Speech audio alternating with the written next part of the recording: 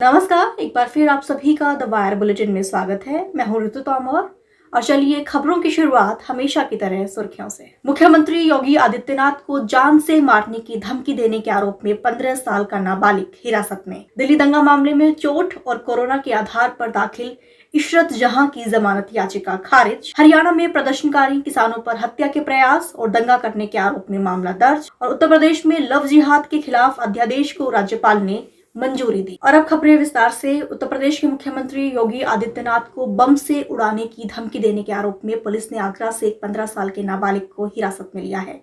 आरोप है कि 22 नवंबर को नाबालिग ने प्रदेश के हेल्पलाइन नंबर पर व्हाट्सएप के जरिए मुख्यमंत्री को ये धमकी दी। एक पुलिसकर्मी की शिकायत के आधार पर नाबालिग के खिलाफ FIR दर्ज कराई गई है। उत्तर प्रदेश की सर्विलांस टीम और उसके साथ ही साइबर सेल ने कथित आपराधिक धमकी देने वाले इस नंबर का पता लगाया। 24 घंटे के भीतर ही पुलिस ने इस 15 साल के नाबालिग को हिरासत में लिया और इसके साथ ही इसे लखनऊ में जुवेनाइल बोर्ड के समक्ष पेश किया गया। पुलिस ने कहा है कि नाबालिग को लखनऊ में जुवेनाइल होम में रखा गया है। आपको बता दें कि बच्चे का परिवार इस पूरी घटना से अनजान है। परिवार का ये कहना है कि उनका बच्चा जो है वो अक्सर शांत रहता है और अपना अधिकतर समय खेलने में बिताता है। और अब अगली खबर। रिपब्लिक टीवी के संपादक अर्नब गोस्वामी से जुड़े एक मामले में जिस दिन सुप्रीम कोर्ट ने कहा कि आपराधिक न्याय प्रक्रिया का आधारभूत नियम बेल है ना कि जेल, ठीक उसी दिन दिल्ली की एक अदालत ने उत्तर पूर्वी दिल्ली में इस साल फरवरी महीने में हुए दंगों से जुड़े एक मामले में कांग्रेस की पूर्व पार्षद इशरत जहां को अंतरिम जमानत देने से साफ इनकार कर दिया, जबकि उनके वकील ने अदालत के संज्ञान में ये बात सामने लाई कि मंडोली जेल में गिरने के कारण इशरत की रीढ़ की हड्डी में चोट लग गई है। इशरत जहां ने दिल्ली की मंडोली जेल में कोविड-19 के फैलने और अन्य चिकित्सा संबंधी परेशानियों का उल्लेख करते हुए जमानत के लिए याचिका दायर की थी। दरअसल 26 फरवरी को गिरफ्तार की गई इशरत जहां ने जुलाई में ट्रायल कोर्ट के उस आदेश को चुनौती दी थी जिसमें जांच को पूरा करने का समय 2 महीने दरअसल बढ़ा दिया गया था और अंतरिम जमानत के लिए अपील की थी। वहीं पर हाईकोर्ट ने उनकी अपील को खारिज कर दिया था।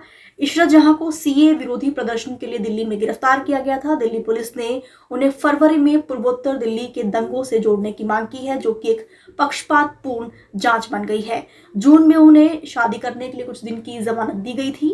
इशरत जहां की तरफ से पेश हुए वरिष्ठ अधिवक्ता रमेश गुप्ता ने अदालत को बताया था कि जेल में होने से उनकी मानसिक जो स्थिति है उस पर प्रतिकूल प्रभाव पड़ा है और जेल में कुछ कैदी कोविड-19 से पीड़ित पाए गए हैं। इस आधार पर उनकी जमानत की याचिका दायर की गई थी।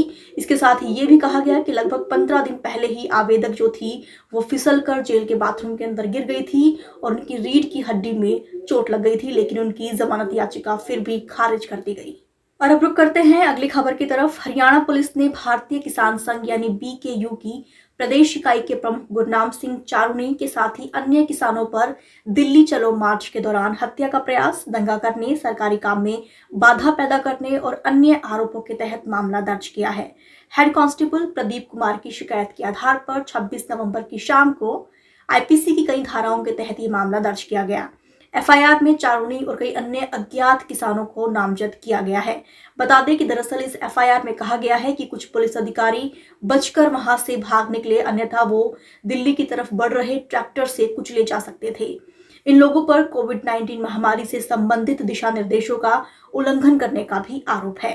बता दें कि DGP ने दरअसल बयान जारी कर कहा है कि इस पूरे प्रकरण में न केवल काफी संख्या में पुलिसकर्मी जख्मी हुए हैं, बल्कि पुलिस के और निजी वाहनों की भी क्षति पहुंची है। अब आपको बता दें कि वहीं पर हरियाणा के अंबाला में किसान विरोध प्रदर्शन के दौरान वाटर कैनन को बंद करने वाले युवक के खिलाफ भी पुलिस ने हत्या के प्रयास का मामला दर्ज किया गया है।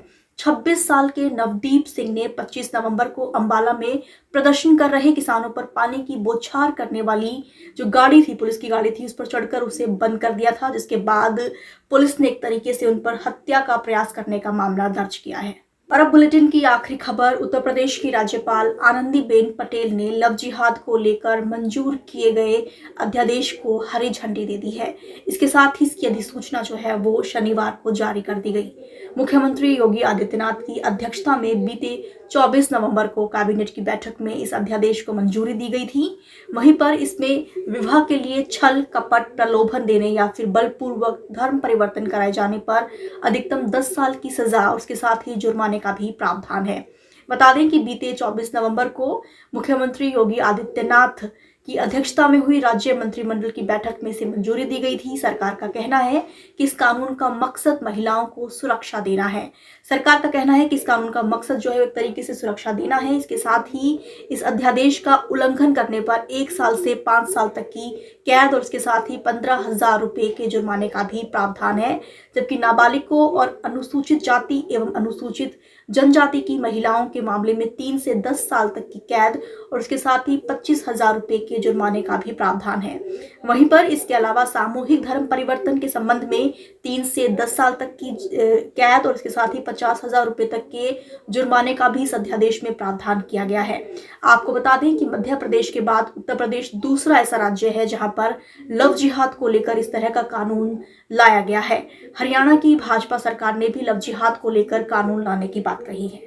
आज बुलेटिन में सिर्फ इतना ही। देश दुनिया की तमाम खबरों के लिए आप द वायर की हिंदी, अंग्रेजी, उर्दू और मराठी वेबसाइट से जुड़े रहें। तब तक के लिए शुक्रिया, नमस्कार। द वायर के और वीडियोस देखने के लिए सब्सक्राइब करें और बेल आइकन पर क्लिक करें। स्वतंत्र पत्रकारिता की आर्थिक मदद करने के लिए डिस्क्रिप्शन में दिए गए लिंक पर जाएं और अपनी राशि चुनें।